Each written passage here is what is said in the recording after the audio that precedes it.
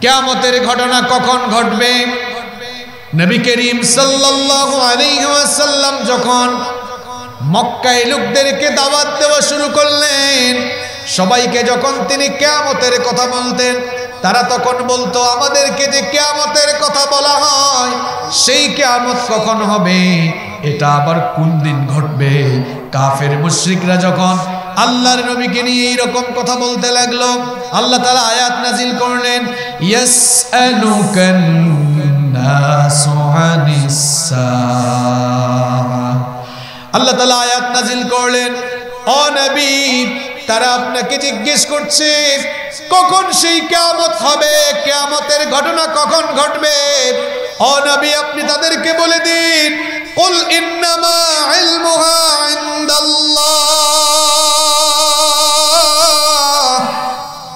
ও নবী, আপনি তাদেরকে বলে দিন কিয়ামতের ঘটনা কখন ঘটবে এটা একজন ছাড়া আর কেউ জানে না। সবাই আওয়াজ করে বলেন, তিনি কে? কিয়ামতের ঘটনা কখন ঘটবে আল্লাহ ছাড়া এটা কেউ জানে না। তবে কিয়ামতের আগে কি কি হবে, কিয়ামতের আগের চিত্রটা কেমন হবে, যেই চিত্রগুলো প্রকাশ হলে কিয়ামত ঘটে যাবে, সেগুলো আমাদেরকে বলে গিয়েছেন ১৫০০ বছর আগে আমাদের প্রিয় নবী রাহমাতুল লিল আলামিন মুহাম্মাদুর রাসূলুল্লাহ সাল্লাল্লাহু আলাইহি ওয়াসাল্লাম। নবীজি বলেছেন, আনা ওয়াসসাআতু কাহাতাইনি ওয়া দাম্মাস সাবাবাতি ওয়াল বুসতা। নবীজি এই দুইটা আঙ্গুল দেখিয়ে সাহাবীদেরকে বললেন, সাহাবীরা শোনো, আমাকে আল্লাহ দুনিয়াতে পাঠিয়ে দিয়েছেন, আমি দুনিয়াতে আসা আর কিয়ামতের ঘটনা ঘটার মধ্যে এই দুই আঙ্গুলের মাঝে যেমন কোনো ব্যবধান নাই, তেমনি আমার দুনিয়াতে আসা আর কিয়ামতের ঘটনা ঘটে যাওয়ার মধ্যে তেমন কোনো ফারাক ব্যবধান নাই। আমি চলে এসেছি, তার মানে কিয়ামতও কাছাকাছি চলে এসেছে। কিয়ামত খুব কাছে। কিয়ামতের আগে যে যে ঘটনাগুলো ঘটবে নবীজি বলে গিয়েছেন, সেগুলো অলরেডি ঘটছে।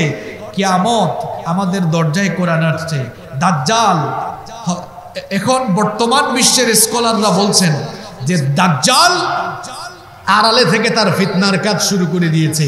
হঠাৎ করে যে কোনো সময় দাজ্জাল আত্মপ্রকাশ করবে। ইমাম মাহদী আলাইহিস সালাম তিনিও যেন দরজায় কোরআন আসছেন। কিয়ামত খুব কাছাকাছি চলে এসেছে।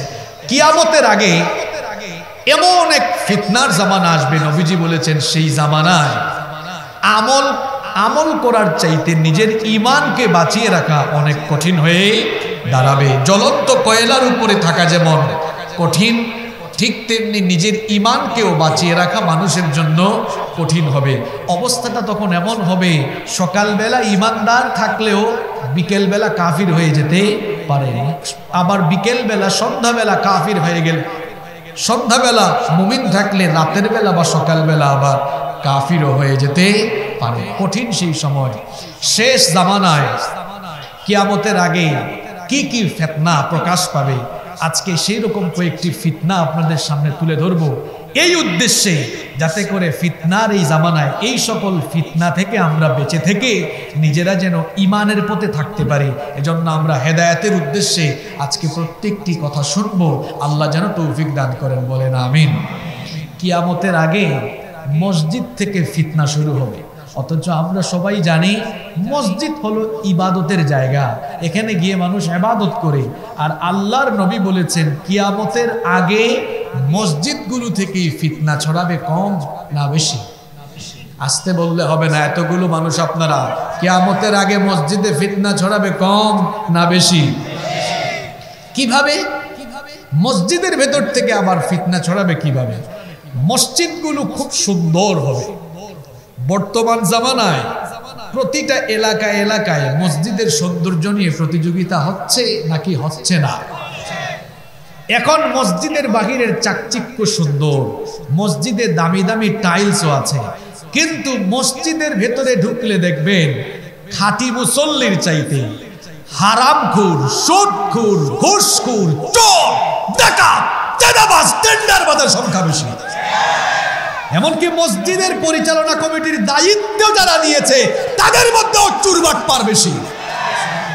এটা হচ্ছে কিয়ামতের ঘটনা ঘটার আগে শেষ জামানায় মসজিদ আর মসজিদ পরিচালনাকারীদের অবস্থা। বলেছে মোল্লা না নবীজি?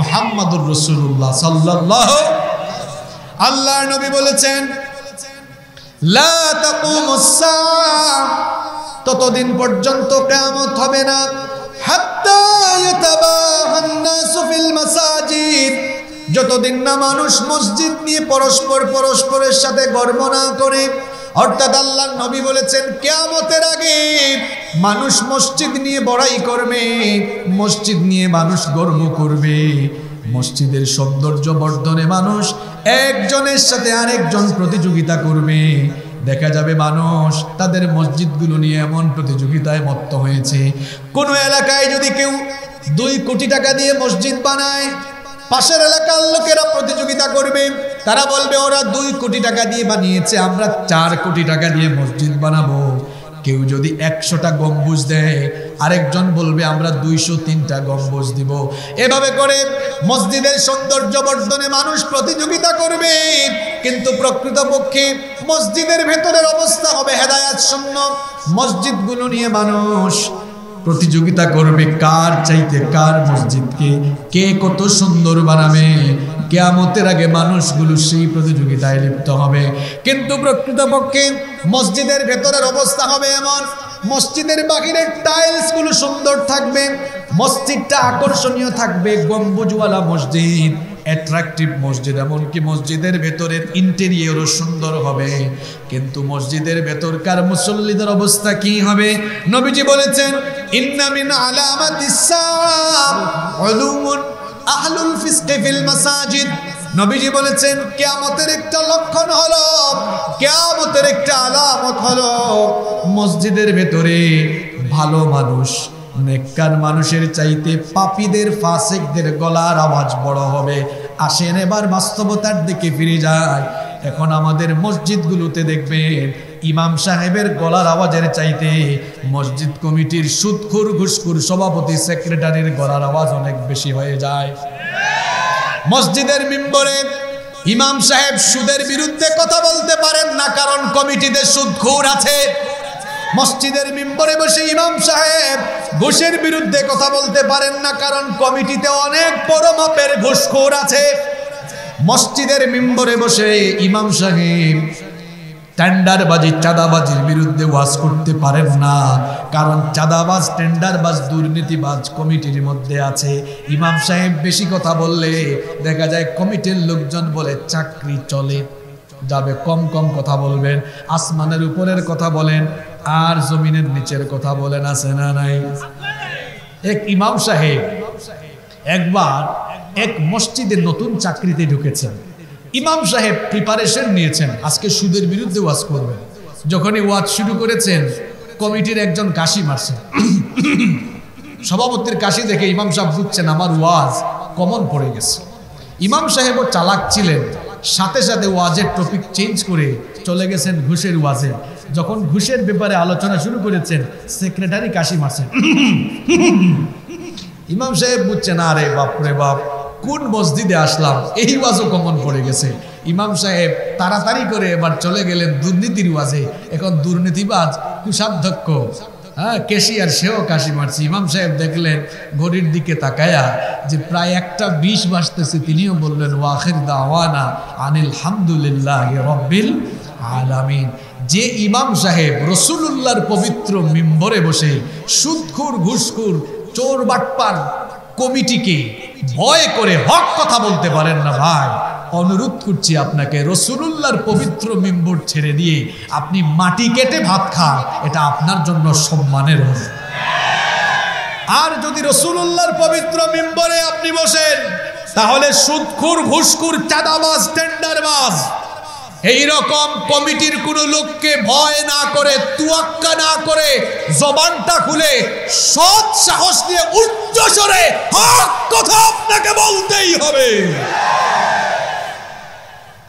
নইলে আপনি চলে যান মাটি কাইটা ভাত খান আপনি এটা আপনার জন্য সম্মানের হবে আল্লাহ বুঝার তৌফিক দান করেন কিয়ামতের আগে মসজিদগুলোর অবস্থা এমন হবে নবীজি বলেছেন ইমানদারের গলার আওয়াজের চাইতে মসজিদের ভেতরে পাপীদের গলার আওয়াজ বেশি হয়ে যাবে ইমাম সাহেবরা মন খুলে কথা বলতে পারবেন না এটা কিয়ামতের আগের জামানার মসজিদ। মসজিদ এত সুন্দর হয়, লক্ষ লক্ষ টাকা দিয়ে মসজিদ বানায়া, 2 কোটি 4 কোটি 5 কোটি টাকা দিয়ে মসজিদ বানায়া ওই মসজিদের ইমাম সাহেবের 5,000 টাকা বেতন কমিটি মাসের পর মাস আটকে দিয়ে ইমাম সাহেবের উপরে জুলুম করবে। এটা শেষ জামানার আলামত।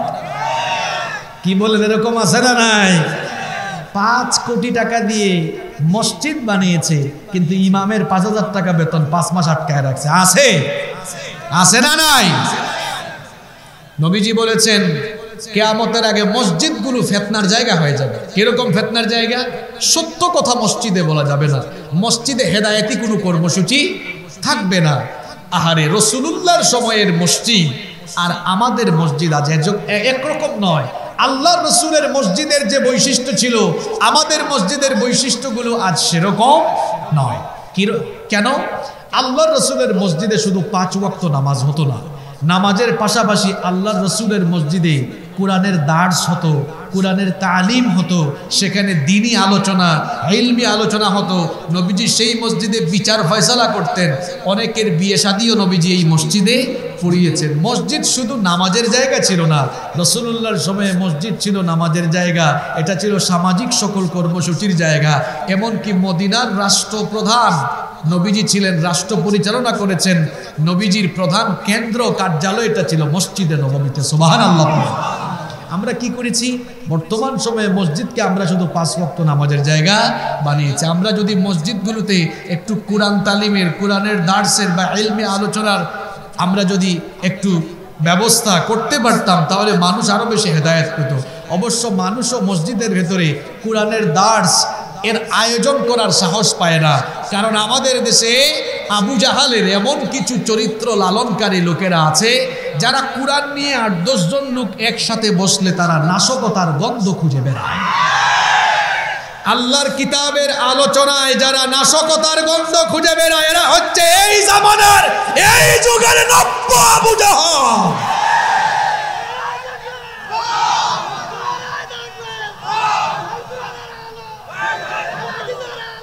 এদের রক্ত পরীক্ষা করলে আবু জাহালের ভাইরাস এদের রক্তের ভেতরে মিলতে পারে। নইলে এই বাটপার, কোরআনের আলোচনা 8-10 জন বসে করতেছে, এটা নাশকতার আলোচনা হয় কিভাবে? কোরআন সন্ত্রাসের পক্ষে নয়, কোরআন সন্ত্রাসকে উস্কে দেয় না, জঙ্গিবাদকে উস্কে দেয় না। ইসলাম কোরআন সন্ত্রাসবাদের বিপক্ষে, জঙ্গিবাদের বিপক্ষে। ঠিক কিনা বলেন? ইসলাম শান্তির পক্ষে, কোরআন শান্তির পক্ষে। মসজিদ মাদ্রাসা জঙ্গিবাদের জায়গা নয়, সন্ত্রাসবাদের জায়গা নয়, বরং এই পৃথিবীতে মুসলমানরা হচ্ছে সবচাইতে শান্তিকামী জাতি। সন্ত্রাসী কাজ কখনো মুসলমান করে না। ওই পশ্চিমের দেশগুলোতে বসে বসে যারা শান্তির কথা বলে, তারাই সন্ত্রাসী কাজ সবচেয়ে বেশি করে। পশ্চিমের দেশগুলোতে বসে বসে যারা শান্তির কথা বলে, তারাই মদদ দিয়ে আমাদের ফিলিস্তিনের নিরীহ বাবুল মুসলমান ভাই বোনদের উপরে নির্যাতন চালায়। পশ্চিমের দেশগুলোতে বসে বসে যারা শান্তির কথা বলে, এদের উস্কানিতে, এদের মদদে ভারতের কাশ্মীরে আমাদের মুসলমান ভাই বোনদের উপরে নির্যাতনের স্টিম রুলার চালানো হয়। আমরা মুসলমানরা শান্তিকামী, আমরা কখনো বিশৃঙ্খলতায় বিশ্বাসী নই, আমরা সন্ত্রাসবাদকে উস্কে দেই না, সন্ত্রাসী কাজে জড়িয়ে পড়ার জন্য কাউকে বলিও না। কারণ ইসলাম শান্তির পক্ষে, সত্যের পক্ষে, ন্যায়ের পক্ষে, সাম্যের পক্ষে, সুন্দরের পক্ষে, সমৃদ্ধির পক্ষে। ঠিক কিনা বলেন? ইসলামটা কত সুন্দর, এখানে একটু প্রমাণ দেই। হাজার হাজার মানুষ এখানে আছেন, কোনো বিশৃঙ্খলা হচ্ছে না, কেউ কারো সাথে মারামারি করছে না। এটা যদি এখানে দেখেন, পুলিশের ভাইয়েরা আমাদেরকে প্রটোকল, নিরাপত্তা দেওয়াও লাগছে না। এর চেয়ে আরো বড় বড় প্রোগ্রাম বাংলাদেশে হয়। আপনারা দেখেন নাই, 20-25 দিন আগে বাংলাদেশের সর্ববৃহৎ মাহফিল কক্সবাজারের পেকুয়ায় অনুষ্ঠিত হয়েছে। দেখছেন না আপনারা ফেসবুকে? লক্ষ লক্ষ মানুষ হয়েছে সেখানে, লক্ষ লক্ষ মানুষ। এত মানুষ সেখানে, বাংলাদেশের নন্দিত সকল ওলামাদের মিলন মেলা সেখানে ঘটেছে। লক্ষ লক্ষ মানুষ হয়েছে, নিরাপত্তা লাগে না, সেখানে প্রটোকল দেওয়া লাগে না। যে সকল ওলামারা এসেছেন তারাও নিজে নিজে এসেছেন, শ্রোতারাও নিজে নিজে এসেছেন, সবাই আবার সুন্দরভাবে চলেও গিয়েছেন। কিন্তু দেখা যায় কোরআনের সমাবেশ ছাড়া অন্য সমাবেশ হলে এক গ্রুপ আরেক গ্রুপের সাথে মারামারি করতে করতে চেয়ারও ভাঙ্গাভাঙ্গি হয়ে যায়। আছে না নাই? যেখানে কোরআন আছে সেখানে শান্তি আছে, যেখানে ইসলাম আছে সেখানেই শান্তি আছে। শেষ জামানায় মসজিদগুলোর অবস্থা এমন হবে, ফিতনা। আসুন আমরা মসজিদগুলোকে নবীজির মসজিদের মতো বৈশিষ্ট্যমণ্ডিত করি। মসজিদগুলোতে আমরা যদি এই যে সারা বছরে একটা মাহফিলের আয়োজন করেছেন, নিঃসন্দেহে এটা ভালো কাজ, এটা প্রশংসার দাবি রাখে। কিন্তু আমরা যদি আমাদের মসজিদগুলোতে কোরআন শিক্ষা কেন্দ্র চালু করতাম, আমাদের অনেক ভাইয়েরা বোনেরা আছেন যারা বিশুদ্ধ করে এখনো কোরআন পড়তে পারেন না, অনেকে আছেন। আমাদের মসজিদে যদি কোরআনের শিক্ষার কেন্দ্র থাকতো, তাহলে নামাজের বাহিরে ওই মসজিদে এই শিক্ষা কেন্দ্রে মানুষ কোরআন শিখতে পারতো না? পারতো। এখন কোরআন শিক্ষা কেন্দ্র চালু করলেও তো বিপদ। কোনো স্কুলে যদি দুই একটা আরবি বই শেখানো হয়, সেখানেও দেখছি সাথে সাথে অ্যাকশন, এখানে জঙ্গিবাদী কিছু হচ্ছে কিনা। ওতে অজগর, ওতে অজগর। এটা যারা পড়ায় ওখানে জঙ্গিবাদী, ওতে অজু, এখানে কিছু একটা আছে। আরে অজুর ভেতরে তো শান্তি আছে। যারা ছোটবেলায় অজগর শিখে, পিস্তল শিখে, এরাই তো বড় হয়ে সন্ত্রাস আর জঙ্গিবাদী কাজ শিখে ফেলে। আমার দেশের মসজিদ মাদ্রাসাগুলো থেকে কখনো জঙ্গিবাদী কার্যক্রম, ওই যে আমাদের দেশে যতগুলা জঙ্গি হামলা হইল, দেখা গেছে কেউ মাদ্রাসার ছাত্ররা, সব স্কুল কলেজের ছাত্র। কারণ মাদ্রাসায় কখনো জঙ্গিবাদের ট্রেনিং দেওয়া হয় না। সম্মানিত ভাইয়েরা, তাহলে আমরা আমাদের মসজিদগুলোকে রাসূলুল্লাহর মসজিদের মতো বৈশিষ্ট্যমণ্ডিত করব। আমরা অনেক কাজ, অনেক কর্মসূচি এই মসজিদ থেকে গ্রহণ করতে পারি। যেমন কয়েকটা আপনাদের সাথে আমি শেয়ার করি।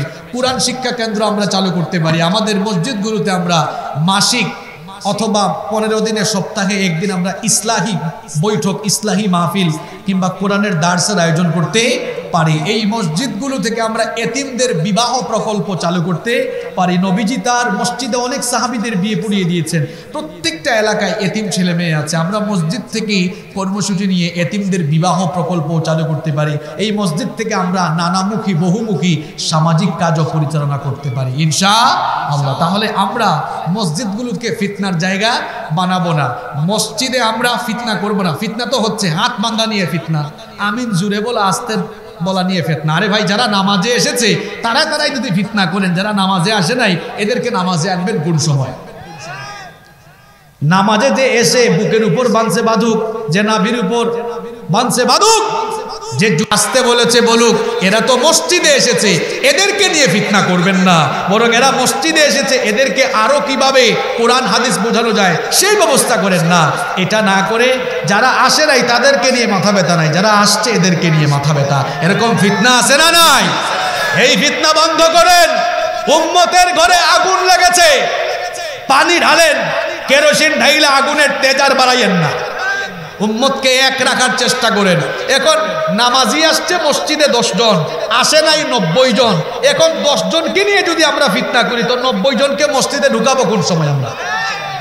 আল্লাহ আমাদেরকে বুঝার তৌফিক দান করেন। তাহলে আমরা মসজিদের ভিতরে ফিতনা করব, আরো জোরে বলেন ফিতনা করব, কারণ এটা শেষ জামানার একটা ভয়াবহ ফিতনা। নাম্বার 2 নাম্বার, নবীজি বলেছেন কিয়ামতের আগে নারীরা পর্দা করেও ফিতনা ছড়াবে, আবার বেপর্দা করেও ফিতনা ছড়াবে। যেহেতু অসংখ্য মা বোনেরা এসেছেন, মা বোনদের উদ্দেশ্য আমার কিছু কথা আছে ইনশাআল্লাহ। এবং মা বোনদের উদ্দেশ্যে বলা কথাগুলো মা বোনরা যেমন কনসেন্ট্রেট হয়ে শুনবেন, তেমনি আপনারাও শুনবেন, কারণ আমাদের ঘরের ভিতরে এই রোগগুলো ঢুকে গিয়েছে। নবীজি বলেছেন আখিরি জামানায় কিয়ামতের আগে বেপরদা নারীরা ফিতনা ছড়াবে। অর্থাৎ নারীরা তাদের পোশাককে শর্টকাট করে ফেলবে, পর্দার ফরজ বিধানকে লঙ্ঘন করে নারীরা বেপরদা হয়ে ঘর থেকে বের হবে। বর্তমান এই যুগে দেখবেন নারীরা, অনেক নারীরা আছেন বুরখা পর্দার ফরজ বিধান বাদ দিয়ে পুরুষের মতো শার্ট পরে, জিন্সের প্যান্ট পরে, টপস পরে, ছোটখাটো পোশাক পরে ঘর থেকে বের হচ্ছে। আছে না নাই? মা বোনদের উদ্দেশ্যে বলবো, খবরদার আমার মা বোনেরা, এই চামড়ার সৌন্দর্য পর পুরুষকে দেখাবেন না। 14 জন পুরুষ ছাড়া বাদবাকি সকল পুরুষের সামনে আপনাকে পর্দা করতে হবে। পর্দার এই বিধানটা মোল্লার না আল্লাহর? আসতে বলবেন না, জুড়ে বলেন পর্দার বিধানটা কার? আপনি যদি আল্লাহর দেওয়া এই চামড়ার সৌন্দর্য পর্দা করে ঢেকে না রেখে পরপুরুষকে দেখান, কিয়ামতের দিন এই চামড়া আপনার বিরুদ্ধে কথা বলবে। কারণ এই চামড়ার জবান কিয়ামতের দিন যিনি খুলে দিবেন তিনি কে? আল্লাহ তাআলা কোরআনে কারীমে বলছেন, হাত্তা ইযা মা জাউহা শাহিদা আলাইহিম সামউহুম ওয়া আবসারুহুম ওয়া জুলুদুহুম বিমা কানু ইয়ামালুন। আল্লাহ বলছেন, জাহান্নামীদেরকে যখন জাহান্নামে নেওয়া হবে তখন তাদের ঠোঁটের মধ্যে তালা লাগানো হবে। সূরা ইয়াসিনে আল্লাহ বলেছেন, আল ইয়াউমা নাখতিমু আলা আফওয়াহিহিম, মানুষের জবানের মধ্যে তালা লাগিয়ে দেওয়া হবে। আল্লাহর বিচারের সিস্টেমটা হলো সম্পূর্ণ আলাদা। এই দুনিয়াতে যখন আদালতগুলোতে বিচার হয়, দুই পক্ষের উকিল তারা হিয়ারিং করে, শুনানি করে, এজলাসের মধ্যে শুনানি হয়, তারপরে সাক্ষ্য গ্রহণ হয়। জাস্টিস, বিচারক, ম্যাজিস্ট্রেট যিনি থাকেন সব শুনেন, শোনার পরে তিনি সবকিছু শোনার পরে তারপরে তিনি রায় দেন। কিন্তু আল্লাহর বিচারের সিস্টেমটা হলো সম্পূর্ণ আলাদা। মনে করেন দুনিয়াতে এই দুইজনের নামে মামলা, উনারও কিছু সাক্ষী। এখন টাকা পয়সা খাওয়াইয়া আজকালকার যুগে মিথ্যা সাক্ষ্য দেওয়ারও সুযোগ আছে না নাই? আসতে বলেন কেন? মিথ্যা সাক্ষ্য দেওয়ানোর সুযোগ আছে না নাই? কিন্তু আল্লাহর বিচারের সিস্টেম সম্পূর্ণ আলাদা। অপরাধী হলেন আপনি, এখন সাক্ষ্যটা আপনার বাহিরে অন্য কেউ হবে না। আপনার নিজের বডি আপনার পক্ষে বা বিপক্ষে সাক্ষ্য দিবে। আপনি যদি আপনার এই বডির অঙ্গ প্রত্যঙ্গগুলোর অপব্যবহার করেন, এগুলো আপনার বিরুদ্ধে সাক্ষ্য দিবে। কারণ আল্লাহ কোরআনে বলেছেন, শাহিদা আলাইহিম সামউহুম ওয়া আবসারুহুম ওয়া জুলুদুহুম বিমা কানু ইয়ামালুন। আল্লাহ বলেছেন, জাহান্নামীদেরকে যখন বিচার করা হবে তখন তাদের কান কথা বলবে, তাদের চোখ কথা বলবে, চোখ সাক্ষ্য দিবে, কান সাক্ষ্য দিবে। ও যুবক ভাইয়েরা, তরুণ ভাইয়েরা, এই কানের মধ্যে ইয়ারপড লাগিয়ে, হেডফোন লাগিয়ে যারা আজে বাজে গান শুনতেছ, আপনি বলা লাগবে না, কিয়ামতের দিন আপনার কান বলবে, রব তোমার এই গোলাম কানের অপব্যবহার করেছে, কানের জিনা করেছে, এই কান দিয়ে আজে বাজে জিনিস শুনেছে, এই কান দিয়ে সে গান শুনেছে। কান আপনার বিরুদ্ধে সাক্ষ্য দিবে কার কাছে? আসতে বলবেন না, জুড়ে বলেন কার কাছে? চোখ সাক্ষ্য দিবে, চোখ দিয়ে যে জিনা করছেন। আহারে, আমাদের চোখ আছে বলে গুনাহ করার সুযোগ আছে। কিছুদিন আগে আমার সাথে একজনের দেখা হয়েছে, শুনতেছেন আপনারা? এক অন্ধ লোকের সাথে আমার কিছুদিন আগে দেখা হয়েছে। লোকটা জন্মের পর থেকেই চোখে দেখে না।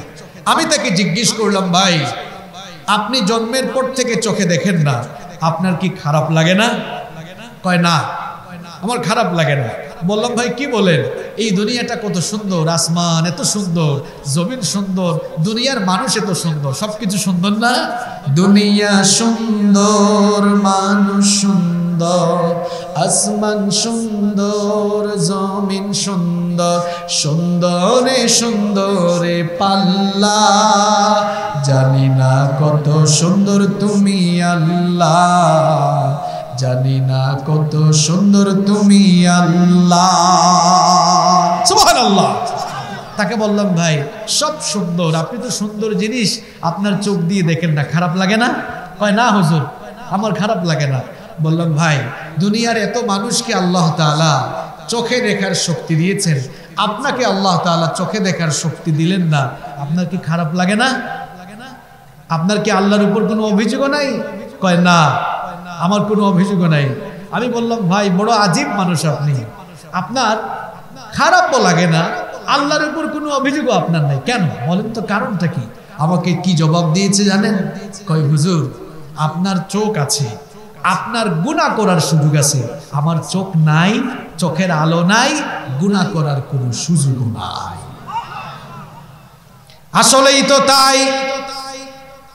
এই যে যুবক ছেলেপেলেরা ফোন হাতে নিয়ে, এখনকার ছেলেপেলেরা এমন, শুধু ছেলেদের কথা বলবো কেন, এখনকার মেয়েরাও তো এমন, এখনকার ছেলে মেয়েরা হলো এমন, ফোন হাতে নিয়ে সবাই নিচের দিকে তাকায়, আশেপাশে কি হয় কেউ কিছু দেখে, শুধু এমনি আসে না নাই। আমাদের দাদা দাদির আমলে ঘরের মধ্যে কারেন্ট ছিল না, ছিল টেলিভিশন ছিল না, ওয়াইফাই ছিল না, মোবাইলও ছিল না। এজন্য আমাদের দাদা দাদিদের আমলে রাতের 8টার পরে, এশার নামাজের পরে তাদের বাড়তি কোনো কাজও ছিল না। এখন আমাদের জামানায় কারেন্ট আছে, টেলিভিশন আছে, ইন্টারনেট আছে, মোবাইল আছে, ওয়াইফাই আছে, এজন্য রাত 2টা-3টা পর্যন্ত আমাদের কাজও আছে, তাই না? এখন কি হয়েছে, হয়েছেটা এমন, আমাদের দাদা দাদিদের আমলে তারা ঠিকঠাক মতো রাতের বেলা তাড়াতাড়ি ঘুমাইছেন বলে, পর্যাপ্ত ঘুমিয়েছেন বলে সকলের ফিজিক্যাল ফিটনেস ভালো ছিল। আর এখন এই মোবাইল, ওয়াইফাই, টেলিভিশন, কারেন্ট সবকিছু আইসা আমাদের রাতের ঘুম নষ্ট। রাত 2টা-3টা বাজে ঘুমাইতে ঘুমাইতে। এই জন্য দেখা যায় 40 বছরের আগে চুল পাকা শুরু হয়েছে, 30 বছরের চুলদারি পাকা শুরু হয়েছে, যুবকদের চেহারা যুবক বয়সে ভেঙে যাচ্ছে, যৌবন হারিয়ে ফেলতেছে। এগুলো হচ্ছে সময় আর ঘুমের অপব্যবহারের কুফল। ঠিক বললে হবে না, যুবকদেরকে এগুলো থেকে বেঁচে থাকতে। চোখ সাক্ষ্য দিবে, এই চোখ দিয়ে আপনি কি কি দেখেছেন, এই চোখ দিয়ে কত আজে বাজে ভিডিও দেখেছেন, চোখ দিয়ে কত বাজে জিনিস দেখেছেন, নিষিদ্ধ কি কি দেখেছেন। চোখ আপনার বিরুদ্ধে কথা বলবে কার সাথে। এজন্য খবরদার ভাইয়েরা, সাবধান হয়ে যান। চোখ এবং কান দিয়ে জিনা করবেন না, এগুলোর অপব্যবহার করবেন না। এরপরে আল্লাহ বলছেন চামড়া পর্যন্ত সাক্ষ্য দিবে। আমার মা বোনদেরকে বলছি, ও মায়েরা বোনেরা, এই চামড়ার সৌন্দর্য পর পুরুষকে দেখাইয়েন না। আপনার চামড়া কিয়ামতের দিন আপনার বিরুদ্ধে কথা বলবে কার সাথে? চামড়া বলবে, ওগো আল্লাহ, তোমার এই বান্দিকে তুমি সৌন্দর্য দিয়েছো, কিন্তু এই সৌন্দর্য সে নিষিদ্ধ পন্থায়, নিষিদ্ধ পথে সে এই তোমার দেওয়া এই সৌন্দর্যকে নিষিদ্ধ পথে অপব্যবহার করেছে। তোমার এই বান্দে ঠিক মতো পর্দা করে নাই। চামড়া সাক্ষ্য দিবে। যখন চামড়া আপনার বিরুদ্ধে সাক্ষ্য দিবে, আল্লাহ কোরআনে বলেছেন জাহান্নামীরা তখন বলবে, ক্বালু লিজুলুদিহিম লিমা শাহিদতুম আলাইনা। তখন জাহান্নামীরা বলবে, হে আমার শরীরের চামড়া, তুমি এত নাফরমান হলে কিভাবে? তুমি কেন আজ আমার বিরুদ্ধে সাক্ষ্য দাও? চামড়া তখন বলবে, আনতাকুল্লাহুল্লাযী আনতাকা কুল্লা শাই। চামড়া বলবে, যিনি জবান শক্তি, বাক শক্তি দাতা, তিনি আমার জবান আজ খুলে দিয়েছেন যেন তোমার সব অপকর্ম আমি ফাঁস করে দেই। ও মায়েরা, ও বোনেরা, খবরদার, এই জন্য চামড়ার সৌন্দর্য মানুষকে দেখাইয়েন না। পর্দা করেন, বোরখা পরেন, বোরখা পরে পর্দা করে তারপরে ঘর থেকে বের হন, কারণ এই আদেশটা কার? তবে আমাদের মায়েরা বোনেরা এখন আলহামদুলিল্লাহ আমাদের বাংলাদেশে মা বোনদের মধ্যে আমরা পরিবর্তন লক্ষ্য করছি। আগে শুধু মাদ্রাসায় মেয়েরা বোরখা পরত, এখন বোরখা না পইরা যখন বেপর্দা হয়ে ঘর থেকে মেয়েরা বের হচ্ছে, বখাটে ছেলেরা মেয়েদেরকে ডিস্টার্ব করছে। কলেজে, বিশ্ববিদ্যালয়ে মেয়েরা লাঞ্ছনার শিকার হচ্ছে, ডিস্টার্ব ফিল করছে মেয়েরা। এই জন্য মেয়েরা বাধ্য হয়ে ইসলাম মানা শুরু করেছে। তারা এখন বুরখা পড়ছে, হিজাব করছে, পর্দা করে। এখন দেখা যায় পর্দা করে মেয়েরা কলেজে যাচ্ছে, স্কুলে যাচ্ছে, ইউনিভার্সিটিতে যাচ্ছে। যখন মেয়েরা স্কুল, কলেজ, ইউনিভার্সিটিতে পর্দা করে যাওয়া শুরু করেছে, আমাদের দেশের এক শ্রেণীর বখাটে লুচ্চা বদমাশরা তারা এবার মেয়েদেরকে পর্দা করতে বাধা দেওয়া শুরু করেছে। আপনারা দেখেন নাই, গত কয়েকদিন ধরে ঢাকা বিশ্ববিদ্যালয়ের নারী শিক্ষার্থী আমাদের বোনেরা তারা আন্দোলন করছে। কি নিয়ে আন্দোলন জানেন? আপনারা জানলে অবাক হবেন। 91% মুসলমানের দেশে ঢাকা বিশ্ববিদ্যালয় এটা হিন্দুরা বানায় নাই, এটা মুসলিমরা বানায় নাই। নবাব সলিমুল্লাহ ঢাকা বিশ্ববিদ্যালয়ের জন্য জায়গা দিয়েছে, মুসলমানরা ঢাকা বিশ্ববিদ্যালয় বানিয়েছে। মুসলমানদের বানানো ঢাকা বিশ্ববিদ্যালয়ে আজ মুসলমান মেয়েরা পর্দা করতে পারে না। বড় আজীব ব্যাপার। ধর্মচর্চা এটা প্রত্যেকটি মানুষের সাংবিধানিক অধিকার, নাগরিক অধিকার। প্রতিটা মানুষ সে তার ধর্ম পালন করবে, কোনো বাধা দেওয়া যাবে না। আমাদের এই সোনার বাংলাদেশ হলো সাম্প্রদায়িক সম্প্রীতির এক অনন্য নজির স্থাপন আমাদের এই বাংলাদেশ সব সময় করে। সাম্প্রদায়িক সম্প্রীতি আমাদের দেশে আছে না নাই? আমাদের দেশে আমরা মুসলমান, হিন্দু, বৌদ্ধ, খ্রিস্টান, আমরা এত ধর্মের মানুষ এখানে বাস করি, কিন্তু কারো সাথে কারো আমাদের কোনো ঝামেলা নাই। এই দেশে রোজা আর পূজা একসাথে হয়েছে, কিন্তু কখনো কোনো ঝামেলা হয় নাই। আমার বাড়ি সিলেটে, আমাদের সিলেটে বহু মন্দির আছে, আমি দেখেছি মসজিদের একদম মুখামুখি সামনাসামনি বহু মসজিদ মন্দির আমি দেখেছি, কিন্তু আমার সিলেটে কোনোদিন আমার জন্মের পরে আজ পর্যন্ত কখনো হিন্দু মুসলমানের দাঙ্গা আমরা দেখি নাই। এটা হচ্ছে আমাদের বাংলাদেশের সৌন্দর্য। আমরা এখানে হিন্দু, মুসলমান, বৌদ্ধ, খ্রিস্টান সব জাতির লোকেরা আমরা সাম্প্রদায়িক সম্প্রীতি রক্ষা করে চলি, ঠিক কিনা?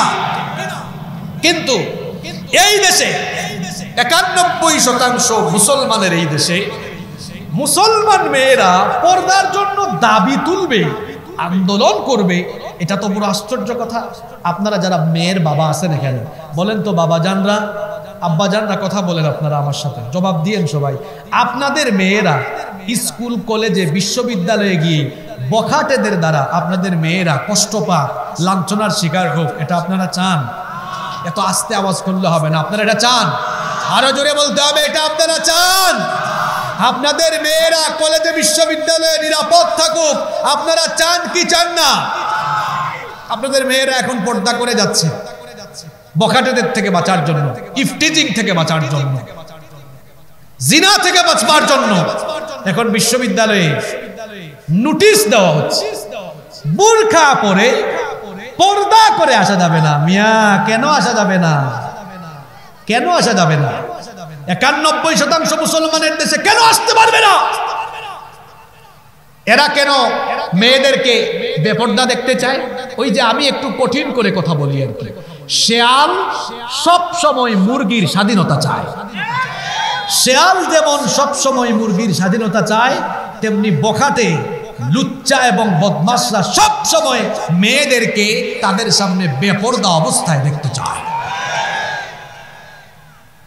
যদি হিজাব ছাড়া বেপর্দা অবস্থায় নারীদেরকে দেখতে মন চায়, বাসায় গিয়ে তোর বউকে তুই দেখ। আমাদের বোনদেরকে বিশ্ববিদ্যালয় ক্যাম্পাসে পর্দায় বাধা দেওয়ার অধিকার কে তোমাদেরকে দিয়েছে? যদি অচিরেই এই কার্যক্রম বন্ধ করা না হয়, তাহলে এদেশের 91% মুসলমান তাদের মা বোন, তাদের বউ, তাদের বোনদের ইজ্জত আর সতীত্ব রক্ষার জন্য, বখাটেদের থেকে বাঁচবার জন্য মেয়েরা যে পর্দা করছে, পর্দায় যারা বাধাগ্রস্ত করবে, বাধা দিবে, প্রয়োজনে এদেশের তাওহীদবাদী জনতা এদের বিরুদ্ধে আন্দোলনে নামবে।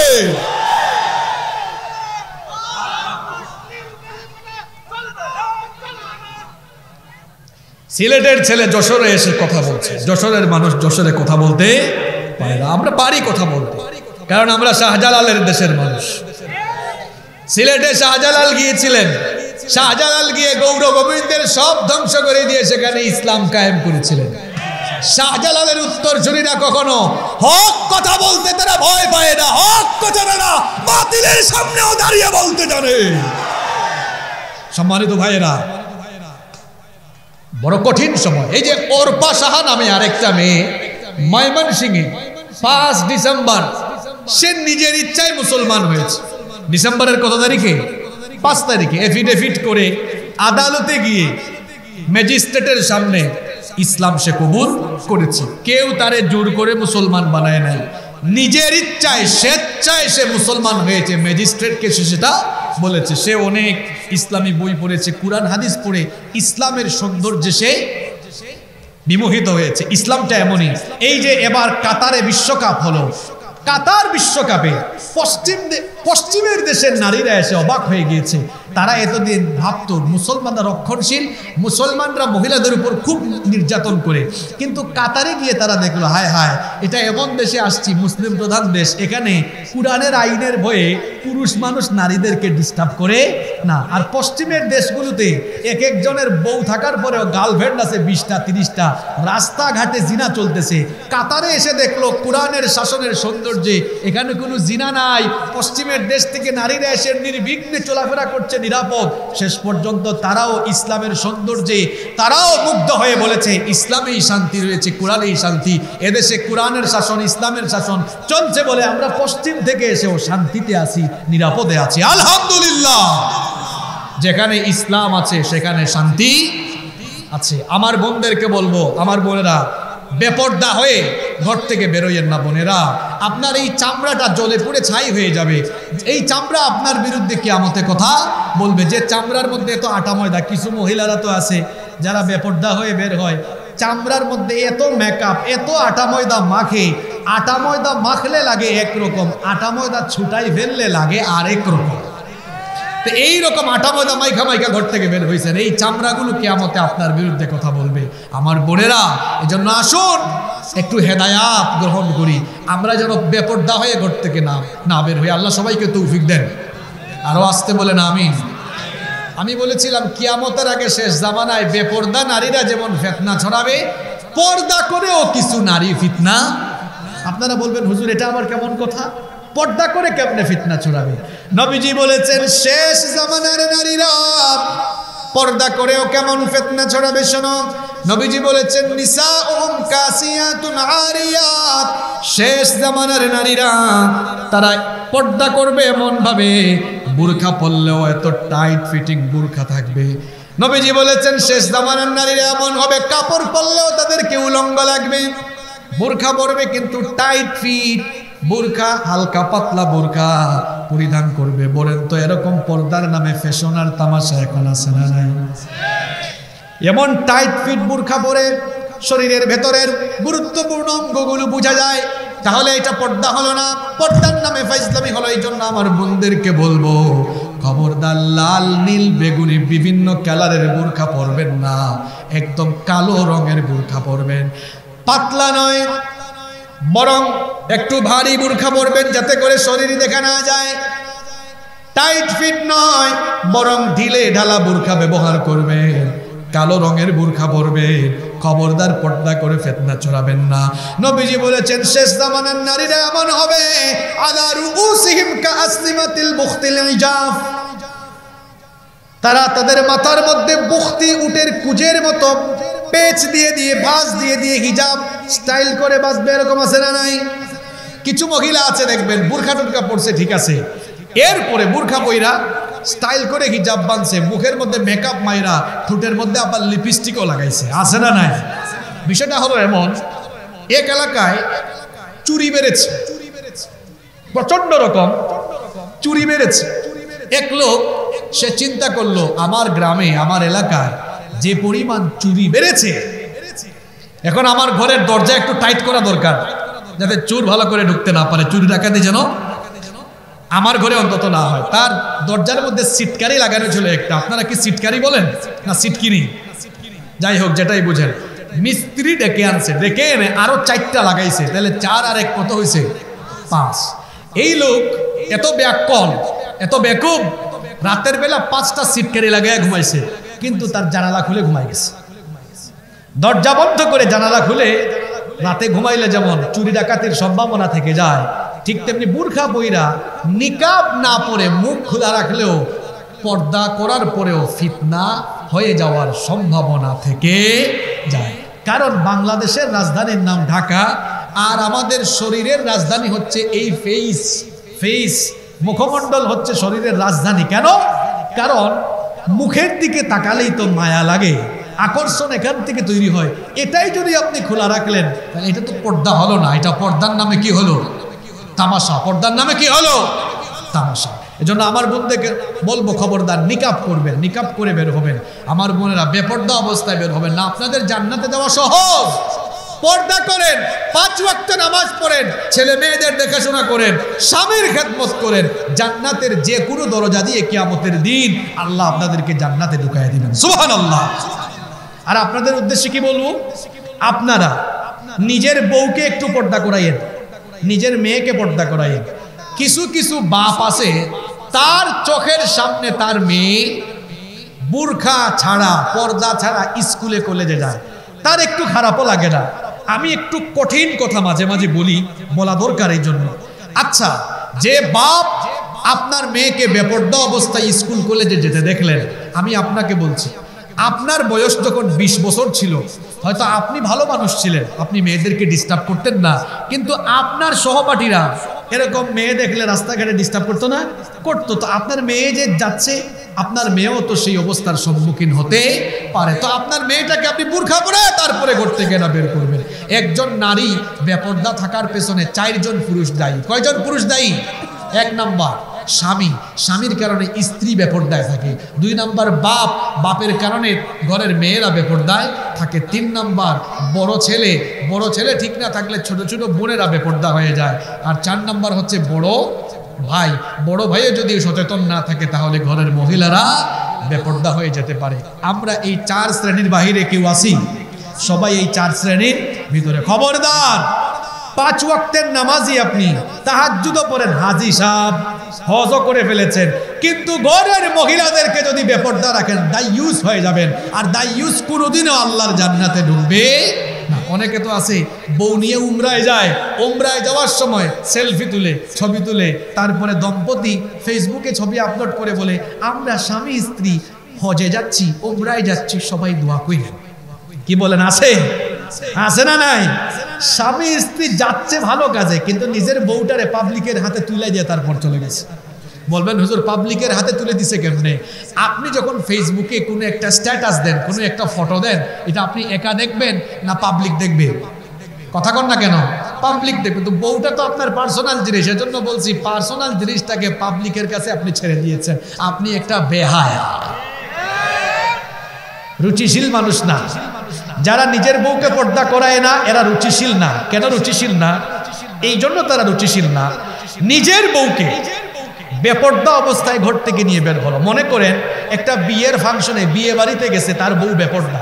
এখন বিয়ে বাড়িতে তো অনেক মানুষ আসে, বিয়ে বাড়িতে অনেক মানুষ এসে বলতেছে আচ্ছা ভাই এটা কে আপনার সাথে? কয় চিনস না, এটা তোর ভাবি। এখন রুমের মধ্যে যারা ছিল এক একজন এক এক কথা বলতেছে, ওয়াও, আগে বলতেছে উফ, আগে বলতেছে ইফ, বউ কার আর কুতাকুতি করতেছে, দেখছেন? এই আপনাদেরকে হাসানোর জন্য বলতেছি এটা। আরে আপনার বউয়ের সৌন্দর্য আপনি উপভোগ করেন। আপনার বউ আপনি মোহরানা দিয়ে, কাবিন দিয়ে আপনি বিয়ে করেছেন, কিন্তু বউটাকে বেপর্দা বানাইয়া পাবলিকের কাছে ছেড়ে দিয়েছেন কেন?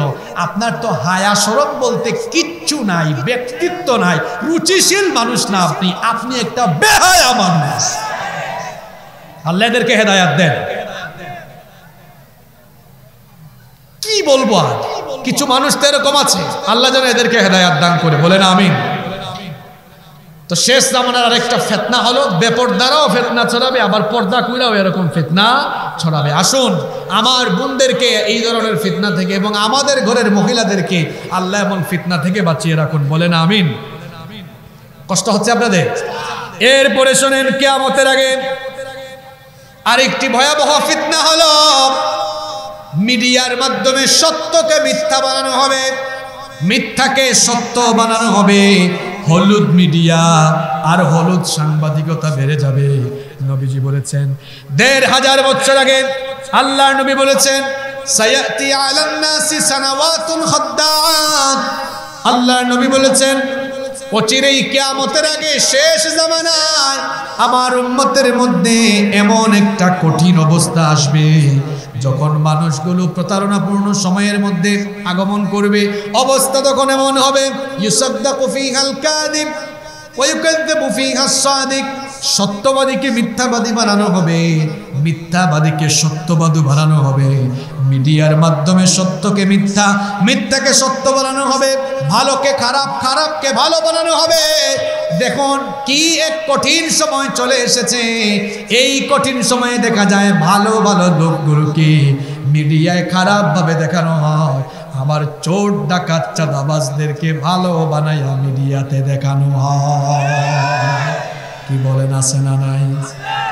ভালো ভালো মানুষগুলোকে লুটপাটকারী বানায়া এরপরে তাদের উপরে অপবাদ দিয়ে তাদের উপরে প্রহসন করে বিচারের নামে অপবিচার করা হয়। আর চোর ডাকাত বাটপারগুলোকে প্রতারণা করে ধোঁকাবাজি করে ভেতর থেকে বাহিরে দিয়ে দেয়। কিয়ামতের আগে এমন কঠিন সময় আসবে, নায়িকা গায়িকা চোর ডাকাত বাটপাররা বুক ফুলিয়ে জামিন নিয়ে বাইরে থাকবে, আর কোরআনের খেদমত করনেওয়ালা লোকেরা, ইসলামওয়ালা লোকের উপরে অবিচার নেমে আসবে। এই রকম করে কিয়ামতের আগে সত্যকে মিথ্যা আর মিথ্যাকে সত্য বানানো হবে। এরপরে কিয়ামতের আগে আরেকটা ফিতনা হলো 4 নম্বরে বলছি, প্রযুক্তি অনেক উন্নত হবে, কিন্তু প্রযুক্তি উন্নত হলেও মানুষেরা প্রযুক্তির সঠিক ব্যবহার না করে মানুষেরা প্রযুক্তির অপব্যবহার করবে। প্রযুক্তি এত উন্নত হবে, নবী করিম সাল্লাল্লাহু আলাইহি ওয়াসাল্লাম আজ থেকে আরো ১৫০০ বছর আগে বলেছেন, কিয়ামতের আগে ইন্না মিন আশরাতিস সাআ আইয়ুযহারাল কওল ওয়া ইউখজানাল ফি'ল। নবীজি বলেছেন কিয়ামতের একটা আলামত হলো কিয়ামতের আগে মিডিয়া এত উন্নত হবে, কথা প্রচার করা সহজ হবে। এটার একটা ব্যাখ্যা শুনেন বাবাজান ভাইজানরা, শুনেন কি বাস্তবিক কথাগুলো। ১৫০০ বছর আগে পৃথিবীতে বিজ্ঞানের জন্ম হয়েছে। এত আস্তে বলছেন কেন? বিজ্ঞানের জন্ম হয়েছে? জন্ম হয় না। আপনারা আওয়াজ একটু ফাটা ফাটা শুনতেছেন, এটা ওই মাইকম্যানের কি বলে মিক্সার মেশিন নান আর কুফর, সেইটা করে একটা ঝামেলা লাগাই দিচ্ছে। তো যাই হোক, যেহেতু হয়ে গেছে এখন আর কথা বলে লাভ। শোনেন, কিয়ামতের আগে নবীজি বলেছেন ফিতনার জামানা, এমন ভাবে সেই জামানায় ফিতনা ছড়াবে। কিয়ামতের আগের সময়ে প্রযুক্তি উন্নত হবে।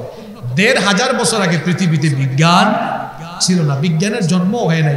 সেই সময়ে নবীজি ভবিষ্যৎবাণী করেছেন যে কিয়ামতের আগে প্রযুক্তি উন্নত হবে। তিনি যে শেষ নবী, এটা তার সবচেয়ে বড় একটা কি প্রমাণ। কারণ আল্লাহর নবীর প্রতিটি কথা সত্য। আল্লাহর নবীর কথাগুলো ওহী, সেগুলো হলো ওহিয়ে গায়রে মাতলু। ওহী হলো 2 প্রকার, ওহিয়ে মাতলু আর 2 নম্বর হলো ওহিয়ে গায়রে মাতলু। ওহিয়ে মাতলু মানে যেটা তিলাওয়াত হয় নামাজে, যেমন নামাজে আমরা কোন কিতাব থেকে তিলাওয়াত করি? কোরআন। এজন্য কোরআনকে বলা হয় ওয়াহিয়ে মাতলু, আর হাদিসকে বলা হয় ওয়াহিয়ে গায়রে মাতলু, যেটা নামাজের ভেতরে আমরা তিলাওয়াত করি না, কিন্তু সেটাও ওহী। সেটাও কি ওহী। আল্লাহর নবী ১৫০০ বছর আগে কথাটা বললেন। দেখেন, এককালে রাস্তাঘাট ছিল না, যানবাহন দামি দামি গাড়ি ছিল না। সেই সময় মানুষ গরুর গাড়ি, ঘোড়ার গাড়ি ব্যবহার করত। কিন্তু এখন আর গরুর গাড়ি, ঘোড়ার গাড়ি নাই, ইঞ্জিন চালিত বাহন আছে। এখন বিমান, রকেট চলে এসেছে, এত উন্নত প্রযুক্তি। একটা সময়ে স্যাটেলাইটও ছিল না। একটা সময়ে আপনি কোনো কিছু জানাইতে হলে সেন্টারে যাওয়া লাগতো। এখন কি আর এত দূরে যাওয়া লাগে? যার একটা ফেসবুক আইডি আছে সে এখন মিডিয়ার মালিক। ফেসবুক আইডিতে এসে অথবা তার ইউটিউব চ্যানেলে গিয়ে একটা লাইভ করলেই তার কথা মুহূর্তেই গোটা পৃথিবীতে ছড়িয়ে যাচ্ছে। তাহলে নবীজি বলেছেন ১৫০০ বছর আগে কিয়ামতের আগে কথা প্রচার করা সহজ হয়ে যাবে। তাহলে এখন কথা প্রচারটা সহজ হয়েছে না কঠিন হয়েছে? আরে আগে তো আপনারা চিঠি লিখতেন, বিদেশে কেউ থাকলে এই চিঠি লিখার পরে পৌঁছাইতে লাগছে কয়েকদিন। এখন কি কথা প্রচার করতে, কথাটা পৌঁছাই দিতে কয়েকদিন সময় লাগে? হ্যালো বলেছেন, সাথে সাথে শুনে ফেলেছে। ৭,০০০ ১০,০০০ মাইল দূরে থাকলেও অসুবিধা নাই। তাহলে নবীজি বলেছেন শেষ জামানায় কথা প্রচার করা কি হয়ে যাবে? সহজ হয়ে যাবে। এখন কথা প্রচারটা সহজ হয়েছে, ওয়ায়ুহজানাল ফাইল, এবং কর্ম ধারণ করাও সহজ হবে। এই দেখেন ভিডিও ক্যামেরা দিয়া সব রেকর্ড করে রেখে ফেলতেছে। ১৫০০ বছর আগে ক্যামেরা ছিল না। নবীজি বলেছেন এই রকম শেষ জামানাটা উন্নত হবে। উন্নত হলেও মানুষ প্রযুক্তির সঠিক ব্যবহার না করে অপব্যবহার করে তাদের ঈমানকে ধ্বংস করে। আজকে তো সেভাবে ইমান ধ্বংস হচ্ছে। কিভাবে আজ ইমান ধ্বংস হচ্ছে? প্রযুক্তির অপব্যবহার করে। এই যে মোবাইলটা কিন্তু ভালো জিনিস, কিন্তু এইটা দিয়ে দেখা যায় আমরা, আগে তো একটা মেয়েকে যদি কোনো ছেলের ভালো লাগতো, ভালো লাগলেও যোগাযোগ করতে হলে হয় চিঠি লেখা লাগতো, চিঠি লিখলে মাঝে মাঝে ধরা খাইয়া মাইরও খাইছে। আগে কোনো মেয়েকে ভালো লাগলেও এত সহজে তার কাছাকাছি যাওয়া যেত না। এখন শুধু ফোন নাম্বার অথবা ফেসবুক আইডি পাইলেই হয়েছে। তাহলে এখন বলেন তো, এই মোবাইলের অপব্যবহার করে চরিত্র নষ্ট করা সহজ হয়েছে না কঠিন হয়েছে? অনেক সহজ। এজন্য নবীজি বলেছেন, শেষ জামানায় প্রযুক্তির অপব্যবহার করে করে মানুষ ইমান ধ্বংস করবে। আমার যুবক ভাইদেরকে বিশেষ করে কথাগুলো আমি বলছি, খবরদার, প্রযুক্তির অপব্যবহার করে নিজেদের চরিত্রকে ধ্বংস করবেন না, প্রযুক্তির অপব্যবহার করে নিজের ইমানটাকে হারাবেন না। এই প্রযুক্তির সঠিক ব্যবহার করবেন, ইমানটাকে বাঁচিয়ে রাখবেন, তাহলে আমাদের উপরে যিনি খুশি হয়ে যাবেন তিনি কে? কষ্ট হচ্ছে আপনাদের? আজকের মাহফিলে আসতে পেরে আপনাদের কি মন খারাপ হয়েছে? সবাইকে আসলেই খুশি? কারা কারা খুশি দেখি হাত তুলেন তো, একটু দেখি হাত তুলেন। লিল্লাহি তাকবীর, লিল্লাহি তাকবীর, লিল্লাহি তাকবীর। হাত নামায়েন না, উঁচা করে ধরেন, কথা আছে তো। আসলে কি আপনারা খুশি? যুবকদের আয়োজনে আপনারা খুশি? যুবকরা এত বড় প্যান্ডেল বানাইছে, কিছু ঘাটতি আছে, আপনারা যে খুশি আছেন এই খুশির প্রমাণ দিবেন। হাতগুলো নামান, নামাইয়া নামাইয়া নামাইয়া নামাইয়া পকেটে ঢুকান, মানুষের পকেটে ঢুকাইয়েন না, নিজের পকেটে ঢুকান। চাদর যাবে, যে উঠবে খবর আছে 20 লাখ না, 20 লাখ তো পারবে না, যে উঠবে 10,000, ঠিক আছে? হ্যাঁ, মা বোনদের প্যান্ডেলে যাবে। আমার মা বোনরা বেশি বেশি দান করা দরকার। আমার ওয়াজ কিন্তু শেষ না বাবারা, আমার আরো কয়েকটা পয়েন্ট বাকি আছে। এই যে উনি উঠছেন, ওই এই যে শার্টওয়ালা ভাইকে আটকান তো, অনেক স্বেচ্ছাসেবক। আচ্ছা তাহলে ঠিক আছে, কেউ উঠবেন না, উঠলে কিন্তু খবর আছে, 10,000 টাকা দেওয়া লাগবে। কষ্ট হচ্ছে আপনাদের? আমি কি মুনাজাত দিয়ে দিব না আরো দুই একটা কথা বলবো? আরো দুই একটা পয়েন্ট বলি ইনশাল্লাহ, কিছুক্ষণ পরে তো আজান হয়ে যাবে।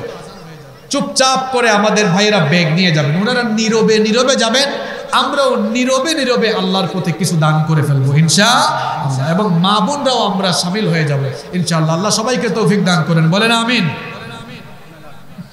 আমার বাবা যান, আমার ভাইরা শোনেন, তাহলে কিয়ামতের আগে এই যে প্রযুক্তির অপব্যবহার করে আমরা নিজেদেরকে সেফ রাখতে পারবো তো ইনশাআল্লাহ। যুবক ভাইদের উদ্দেশ্যে কথাগুলো বলছি। যুবক ভাইয়েরা, খবরদার, যৌবন বয়সে চরিত্রটা নষ্ট করবেন না, হারাম রিলেশন করবেন না, গার্লফ্রেন্ড বানাবেন না, আর বোনদেরকে বলবো বয়ফ্রেন্ড বানাবেন না। বিয়ের আগে সকল প্রকার হারাম রিলেশন থেকে নিজেকে বাঁচিয়ে রাখবেন, কারণ হারামের ভেতরে নাই কোনো আরাম। ওই দিন এক ছেলে বলতেছে, হুজুর আমি বিবাহের উদ্দেশ্যে প্রেম করতেছি, কোনো অসুবিধা আছে? দেখছেন কারবার কি শয়তানি কথা। কয় হুজুর বিয়ের উদ্দেশ্যে আমি চালায় যাচ্ছি আর কি। আরে যেটা চালায় যাচ্ছেন ওইটাই তো ঠিক না, ওটাই তো হারাম। আমার যুবক ভাইদেরকে বলবো, খবরদার, মেয়েদের পেছনে ঘুরবেন না। মেয়েদের পেছনে ঘোরা এটা কোনো সভ্য মানুষের কাজ নয়। আল্লাহর নবীরা কেমন চরিত্রবান ছিলেন, একটা ছোট্ট ঘটনা আমার মনে পড়েছে। তাদের চরিত্র কেমন ছিল সেটা বলছি। একটা ঘটনা মনে পড়ছে, বলবো? ঘটনাটা বলবো? মুসা নবীর ঘটনা। মুসা নবী নরম নবী না গরম নবী? আরো জুড়ে বলেন, নরম না গরম? এত গরম নবী এক থাপ্পড় দিয়া ফেরাউনের বংশের একজনকে কি করছে, একদম দুনিয়া থেকে বিদায় করে ফেলেছে। এটা যখন ফেরাউন জানতে পারল, মুসা নবীকে গ্রেফতার করার জন্য আদেশ দিল। ফেরাউন বলল, মুসাকে গ্রেফতার করো। এই খবর যখন মুসা নবী জানতে পারলেন, তখন আল্লাহ তাআলা মুসা নবীকে বললেন, ও নবী মুসা, আপনি মিশর ছেড়ে হিজরত করেন, মিশর থেকে চলে যান। আল্লাহর দেওয়া আদেশ মতো সাইয়েদনা মুসা আলাইহিস সালাম তিনি মিশর থেকে এবার পথ চলা শুরু করলেন। চলতে চলতে চলতে চলতে তিনি মাদিয়ানে গেলেন। মাদিয়ানের একটা কুয়ার কাছে গিয়ে তিনি বসে থাকলেন, বিশ্রাম নিচ্ছিলেন, পিপাসার্থ ছিলেন।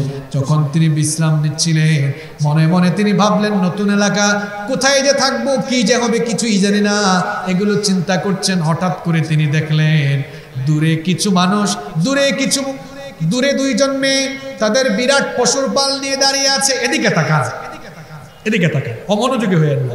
যে ঘটনা বলতেছি মজা দেওয়ার জন্য বলতেছি না, বিরাট একটা শিক্ষা এই ঘটনার ভিতরে। দূরে তিনি তাকিয়ে দেখলেন দুইটা মেয়ে দাঁড়িয়ে আছে। কিছুটা অসহায়ের মতো লাগছে। তিনি কাছে গেলেন, গিয়ে বললেন, কি ব্যাপার, তোমরা তোমাদের পশুর পাল নিয়ে এখানে দাঁড়িয়ে আছো কেন? মেয়েরা বলল যে দেখুন, আমরা বিরাট পশুর পাল নিয়ে এসেছি, এই কুয়া থেকে আমাদের পশুর পালকে পানি পান করাবো, কিন্তু যে যুবকরা দাঁড়িয়েছে এরা পানি পান করানোর আগ পর্যন্ত আমরা এখানে যেতে পারবো না, এই ঠেলাঠেলি ভিড়ের কাছে আমরা যেতে পারবো না। এখান থেকে একটা শিক্ষা বলে দিই, তাহলে যেখানে ঠেলাঠেলি ভিড় বেশি সেখানে নারীরা যাবে কম না বেশি?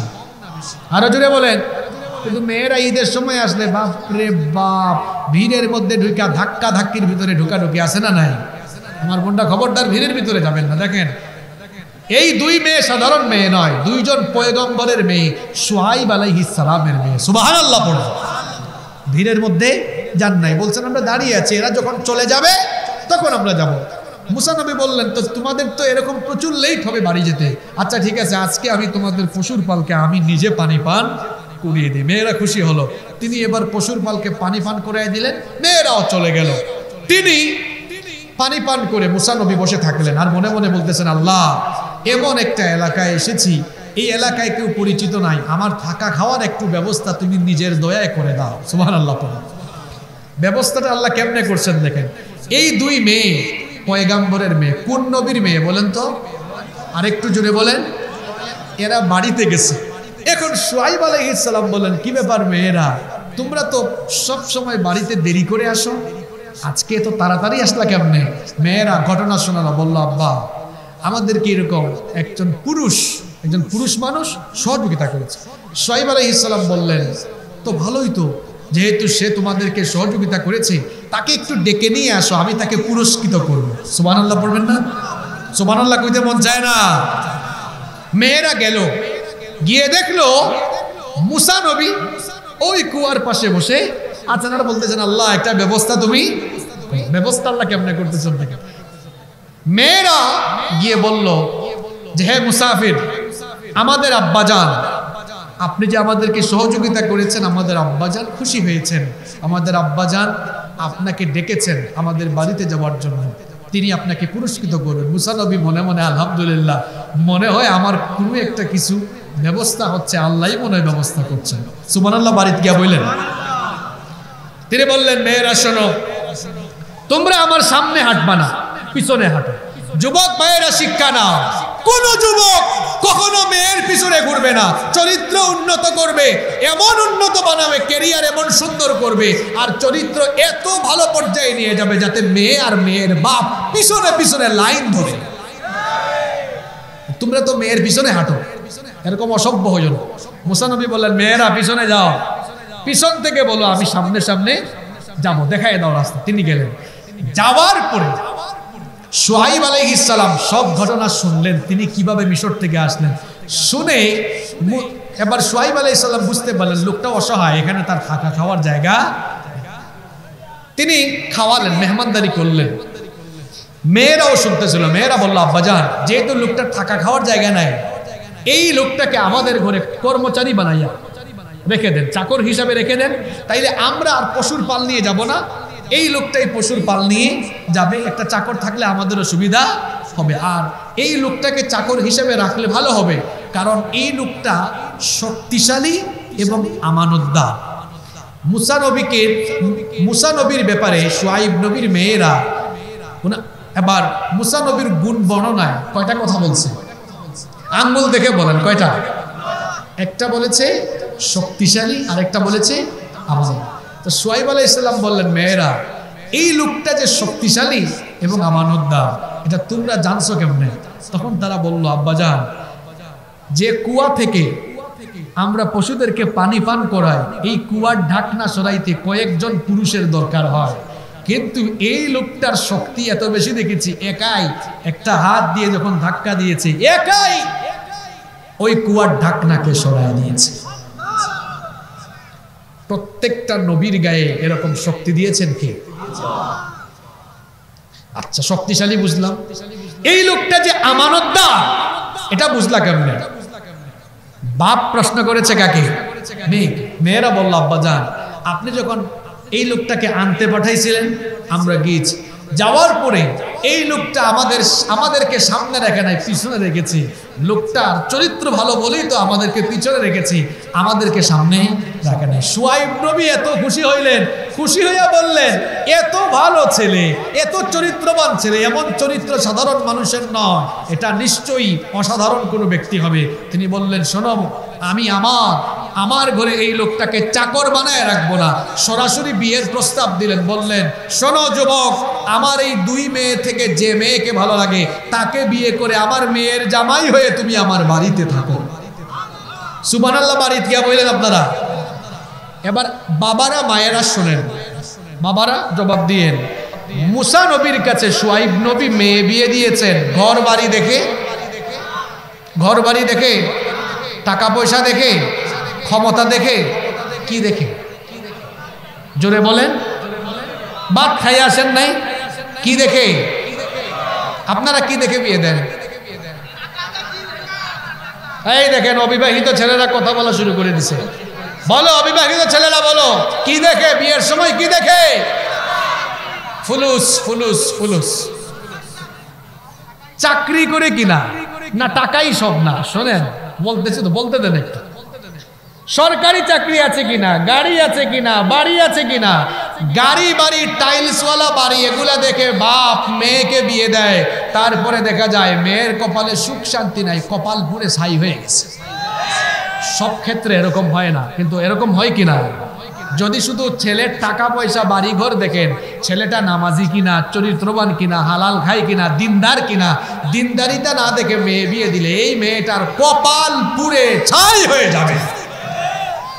ছেলে বেশি টাকা পয়সা ইনকাম করে না, অল্প পয়সা ইনকাম করে, খুব অল্প, খুব সুন্দর বাড়ি ঘরও নাই, কিন্তু ছেলেটা আজান হলে নামাজে যায়, ছেলেটা হালাল হারাম মানে, ছেলেটার মুখে দাঁড়িয়ে আছে, ছেলেটা দিনদার চরিত্রবান, মেয়েটাকে বিয়ে দিয়ে দেন। রিজিকের মালিক কি? কেন রিজিকের মালিক আল্লাহ? শোনেন, আজকে রাতের খাবার কোথায় খাবেন কেউ জানেন না। আপনি ভাবতেছেন, না হুজুর আমি তো বাড়িতেই খাবো। কে বলছে বাড়িতে খাবেন? আপনার উপর এমন গজব আসতে পারে, কিংবা এমন অসুস্থ হইতে পারেন, বা আপনার ঘরের এমন কেউ অসুস্থ হইতে পারে যে তারাই নিয়ে তাড়াতাড়ি ঢাকায় যাওয়া লাগতে পারে। রাত 1টার সময় খাওয়াটা ঢাকায়ও খাওয়া লাগতে পারে। রিজিক কখন কোথায় আছে কেউ জানে না। জানেন কে? রিজিকের ভয় কইরেন না। চরিত্রবান ছেলে দেখেছেন, মেয়েটাকে ছেলের হাতে দিয়ে দেন, আপনার মেয়ে সারা জীবন সুখে শান্তিতে থাকবে। শোনেন, সুখ শান্তিতে থাকার জন্য দামি খাট পালং লাগে না, দামি বাড়ি লাগে না। আমাদের দাদা দাদিরা চকিতে ঘুমাইছেন। চকি চিনেন আপনারা? চকি আপনারা যশোরে কি বলেন? এখন তো বক্স খাট আসতে বুঝছেন, তখন চকি ছিল, ওনারা চৌকিতে ঘুমাইছে। চৌকি আর কি, চৌকিতে ঘুমাইছে, ল্যাম্প বা কুফি জ্বালাইছে, বুঝছেন? এত সুন্দর। এখন তো এক একজনের বাড়ির ইন্টেরিয়র দেখছেন আপনারা, তখন এত সুন্দর ইন্টেরিয়র ছিল না, কিন্তু দাদা দাদির ভালোবাসা দিয়া ঘরটা পরিপূর্ণ ছিল। সুবহানাল্লাহ পড়েন। কবর কবিতা কে কে পড়েছেন হাত তুলেন তো। ওইখানে তোর দাদির কবর, ডালিম গাছের হাত নামার। দাদা দাদির কবিতাটা পড়ে কি মনে হয়েছে? দাদা দাদির ভালোবাসা কম ছিল না বেশি ছিল? কথা বলে। তাহলে টাকা পয়সা দিয়ে ভালোবাসা আর সুখ শান্তি আসে না। সুখ শান্তি আসে মনের মিল দিয়ে, আন্তরিকতা দিয়ে, চরিত্র দিয়ে। ঠিক কিনা বলেন? তাহলে ছেলের কি দেখবেন? চরিত্র। আরেকটা কথা, একটা বাস্তবিক ভয়াবহ সত্য কথা বলে দিয়ে যায়। যে সকল ছেলেরা প্রতিষ্ঠিত হয়ে বিয়ে করে, এরা বউয়ের সাথে দাসীর মতো আচরণ করে। আমার কথাটা বাস্তবতার সাথে মিলাইয়ের আপনারা। কেন?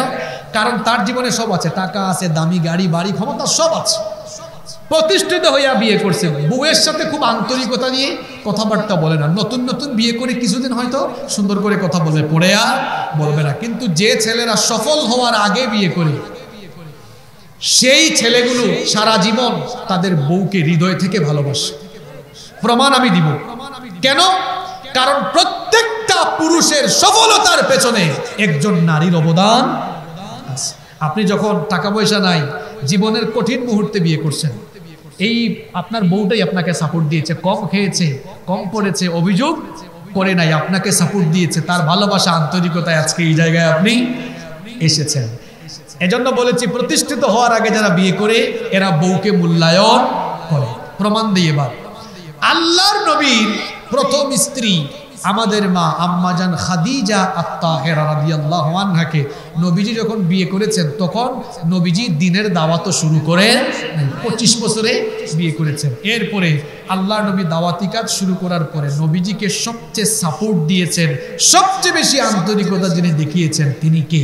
আম্মাজান খাদিজা আত-তাহেরা রাদিয়াল্লাহু আনহা। এই দুনিয়ার একজন মানুষকে আল্লাহ নিজে সালাম পাঠাইছেন। আল্লাহ তাআলা আম্মাজান খাদিজা রাদিয়াল্লাহু আনহাকে নিজের তরফ থেকে সালাম দিয়েছেন। সুবহানাল্লাহ।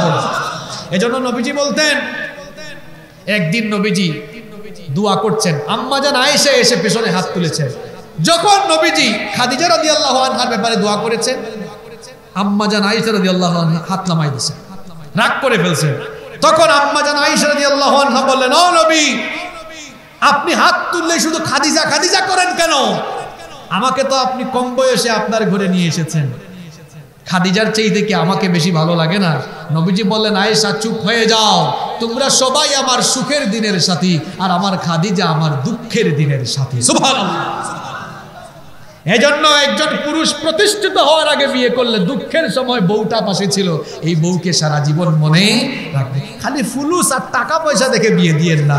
শোনেন, ছেলে বিয়ে দেওয়ার ক্ষেত্রে দিনদার মেয়ে ঘরে আনবেন, মেয়ে বিয়ে দেওয়ার ক্ষেত্রে দিনদার ছেলের কাছে বিয়ে দিবেন। ছেলেগুলা বিয়ে করতে পারতেছে না, আপনারা বিয়েতে মুহারানা যে পরিমাণ বাড়ায় রাখছেন আর বিয়েতে খরচ যে পরিমাণ বাড়ায় রাখছেন, ছেলেগুলা বিয়ে করতে পারছে না। আমার দেশের ছেলেরা ভালো, আমার দেশের ছেলেরা জিনা করতে চায় না, বিয়ে করতে চায়। ঠিকের আওয়াজ শুনে বুঝেন না? তারা বিয়ের জন্য উদ্গ্রীব হয়ে আছে, তারা বিয়ে করতে চায়। কিন্তু আপনারা বিয়ে শাদীতে খরচ বাড়ায় রাখছেন 10 লাখ, 12 লাখ, 13 লাখ। এই যুবক ছেলেরা যারা বিয়ে করে নাই, শোনো, কম পয়সায় বিয়ে করবা, খুব অল্প স্বল্প পয়সায় বিয়ে করে ফেলবা সুন্নতি তরিকায়। এরপরে এই যে বিয়েতে কম খরচ করলা, টাকাগুলো বাঁচছে, বাঁচানো টাকাগুলো দিয়ে হাজব্যান্ড ওয়াইফ দুইজন মিলে বিয়ের পরের সপ্তাহে হানিমুন করে আসো, ওমরায় চলে যাও, আল্লাহর ঘর জিয়ারত করে আসো। সুবহানাল্লাহ। এটা করলে দাম্পত্য জীবনে বরকত আসবে ইনশাআল্লাহ। তাহলে এই যে শেষ জামানার অনেক ফিতনার কথা বলেছি, 5টা ফিতনার কথা বলেছি, এত তো বলা গেল না। যে ফিতনাগুলোর কথা বললাম, এই ফিতনাগুলো থেকে আমরা নিজেদেরকে বাঁচিয়ে রাখতে পারবো তো ইনশাআল্লাহ? যুবক ভাইয়েরা চরিত্রকে হেফাজত করতে পারবো তো ইনশাআল্লাহ? 5 ওয়াক্ত নামাজ পড়বো, মসজিদকে হেদায়েতের কেন্দ্রস্থল আমরা বানাবো। আল্লাহ আমাদেরকে তৌফিক দান করুন।